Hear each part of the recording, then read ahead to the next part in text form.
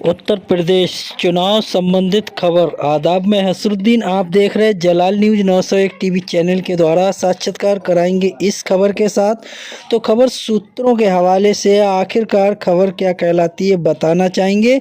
UP में कांग्रेस को 30 से 35 सीटें दे सकती है, सपा प्रवक्ता बोले। 2022 का प्रदर्शन होगा सीट शेयरिंग का आधार। बिहार में एनडीए की जीत के बाद अब यूपी में विपक्षी गठबंधन अभी से ही एक्टिव मूड में नजर आ रहा है। सपा कांग्रेस को 35 से अधिक सीटें देने के मूड में नहीं नजर आ रही है। बिहार चुनाव में राष्ट्रीय जनतांत्रिक गठबंधन एनडीए की प्रचंड जीत के बाद अब यूपी को लेकर चर्चा शुरू हो गई है। यूपी के विपक्षी गठबंधन में चुनावी सुगबुगाहट अभी से ही शुरू हो गई है। समाजवादी पार्टी, सपा और कांग्रेस दोनों ही अलर्ट मूड में हैं। वहीं समाजवादी पार्टी सपा भी सीटों के मामले में सख्त रुख के संदेश दे रही है।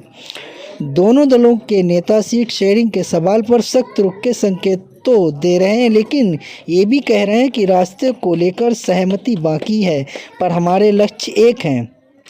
सपा के नेता ये संकेत दे रहे हैं कि सीट शेयरिंग का आधार 2022 के चुनाव में प्रदर्शन होगा। सपा नेताओं की माने तो 2022 के प्रदर्शन के आधार पर कांग्रेस को 30 से 35 सीटें ही दी जा सकती हैं। सपा नेताओं के बयानों के बीच कांग्रेस नेताओं का स्पष्ट कहना है कि सीटों को लेकर अंतिम फैसला सिर्फ राहुल गांधी और अखिलेश यादव ही ले सकते हैं। बिहार की हार के बाद कांग्रेस अब उत्तर प्रदेश में कोई रिस्क नहीं लेना चाहती। वहीं सपा प्रवक्ता फखरुल हसन चांद का भी बयान आया है। फखरुल हसन चांद ने स्पष्ट कहा कि सीट शेयरिंग का आधार 2022 के चुनाव विधानसभा चुनाव में पार्टियों का प्रदर्शन ही होगा।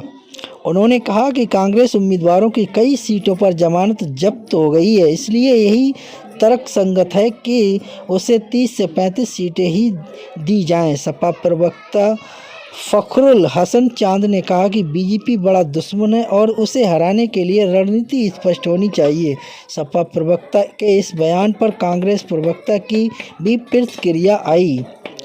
कांग्रेस प्रवक्ता सुरेंद्र राजपूत ने कहा कि बीजेपी को हराना हमारा साझा लक्ष्य है, लेकिन सीट बंटवारे का फैसला सिर्फ दो नेताओं राहुल गांधी और अखिलेश यादव के बीच होगा।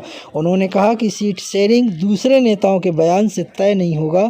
कांग्रेस सूत्रों का कहना कि पार्टी बिहार नतीजों के बाद और अधिक अलर्ट हो गई है। कांग्रेस चाहती है कि उसे लड़ने के लिए वही सीटें मिले जहां उसके उम्मीदवार मजबूत और जिताऊ स्थिति में हों।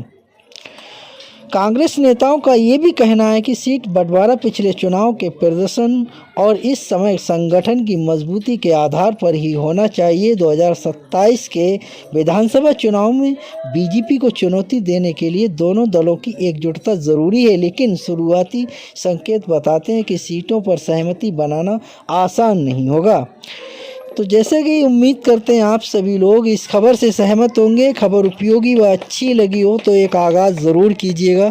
चैनल को लाइक, शेयर, सब्सक्राइब, घंटी वाला बटन ऑल करना ना भूलें, जिससे हर नोटिफिकेशन आप तक पहुंचता रहे और हमारे लिए एक सहानुभूति, हौसला अफजाई, मोटिवेशन मिलता है। उसी मोटिवेशन के साथ हर रोज़ तरोताज़ा खबरों को लेकर आपके बीच उपस्थित होते हैं।